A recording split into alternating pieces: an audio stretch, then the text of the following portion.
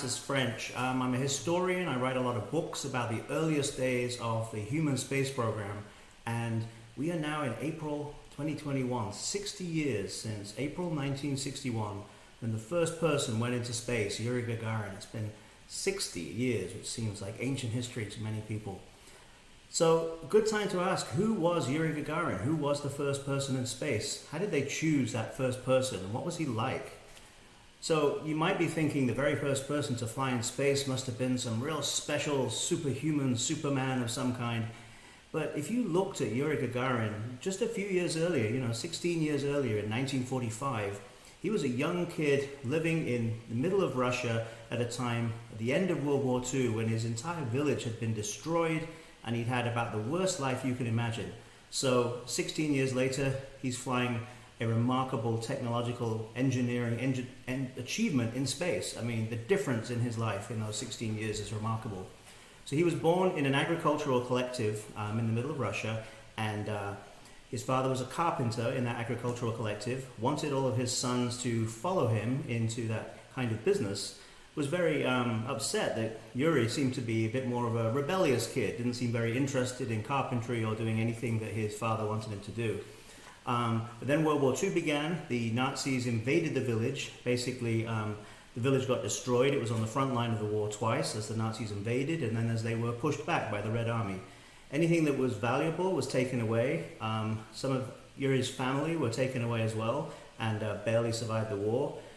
Their house was destroyed and they essentially lived in a hole in the ground made from the remains of the house and were basically fighting for what they could get to survive, digging in fields for the remains of plants, anything the Nazis left behind. So a really tough, brutal way to grow up. Any schooling that you could imagine, somebody who's going to be the first person in space is going to need incredible degrees and great educational background.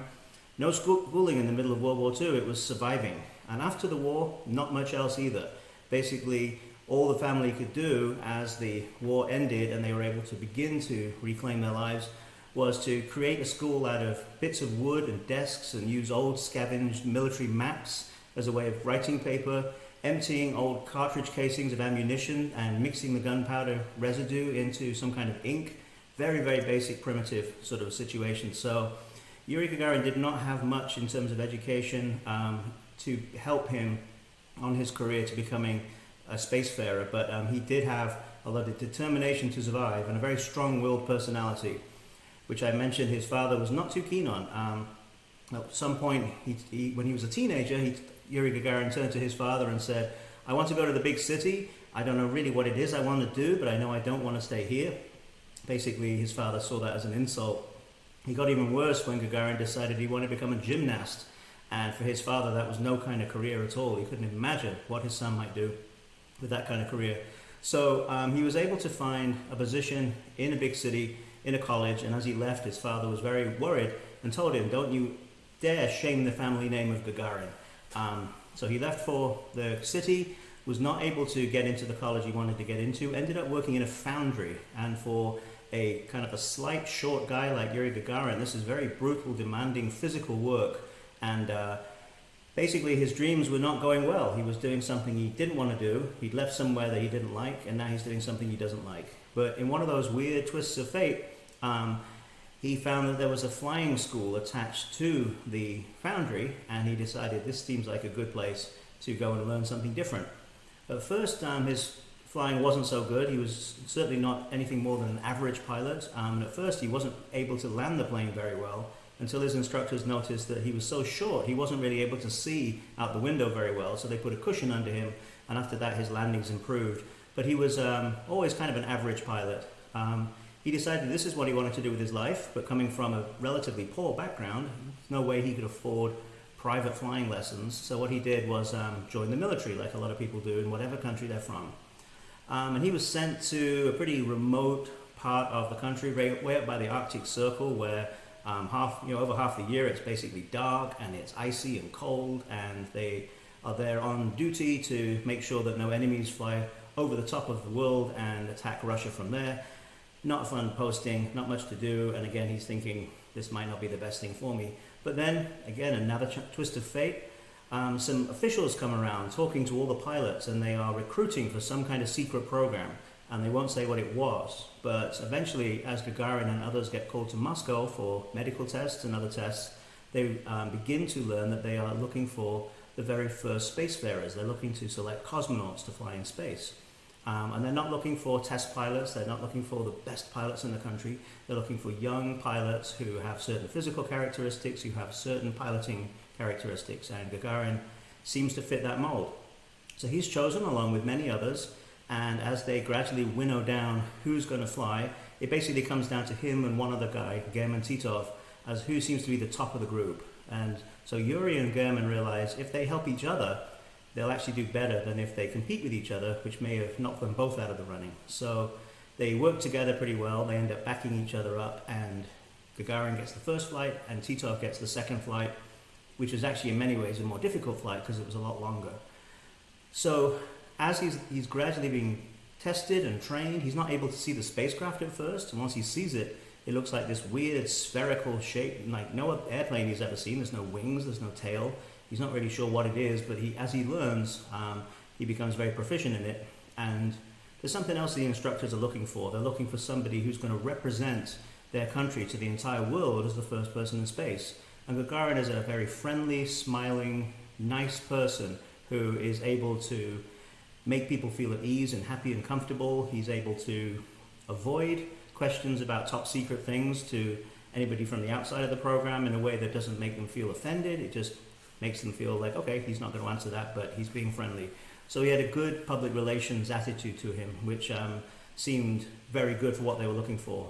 Plus, they were looking for somebody from a very basic working class background, just to try and prove that in their country, anybody could come from any background and achieve very well. It was part of the propaganda they wanted to do.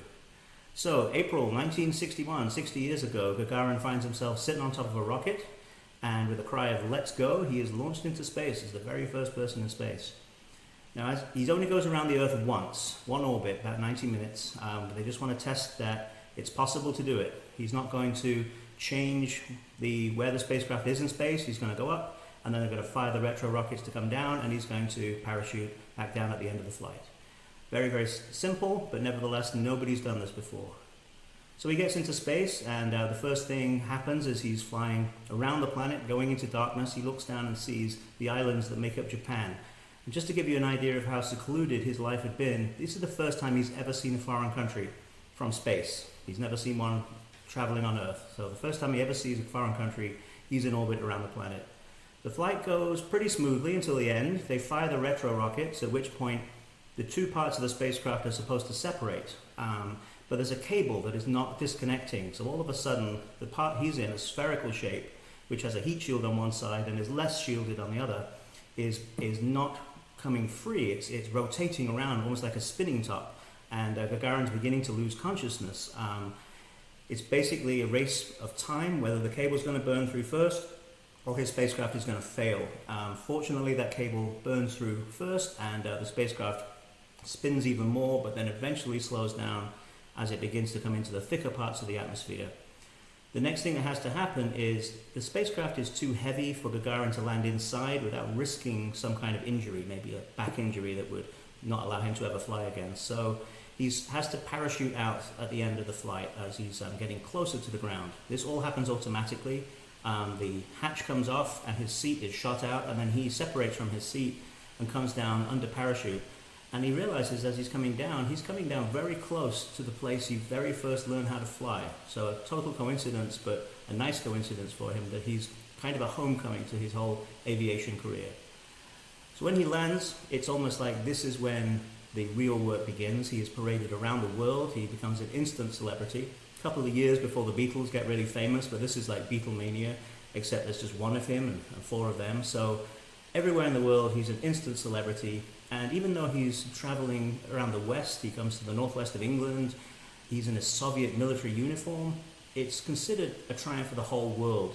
It's something that people go, we did it. We put people in space. And that's exactly what the Soviet Union wanted. They wanted to use this as a propaganda tool to show that they could do things first. But it's also true. This was the first person in space, and everybody responded to that in a very positive way. And Gagarin only lived another few years. He was determined to become a better pilot, and he went through a very grueling test pilot academy school did very, very well and passed some tests which most pilots don't pass. Unfortunately, later in some testing, he's up there with a very well-respected test pilot colleague and instructor. Something went wrong with the plane, as often happens in high-performance jet testing. There was some bad weather. Nobody's entirely sure what happens, but basically the plane crashes and he and his instructor die. So we lost the first person in space only a few years after he flew into space. But Yuri Gagarin is one of those names that's never going to be forgotten, and 60 years from now we should remember that this was the smiling, happy, young guy who took humanity into orbit for the very first time, and our world has literally not been the same since. We can never have to think what's it going to be like to explore space. We can read what Gagarin said, we can listen to him on videos and other films that were made at the time, and understand exactly what it's like to be the first person in space. So once again, my name is Francis French. I hope this was a nice little insight into the very first person in space, and thank you very much.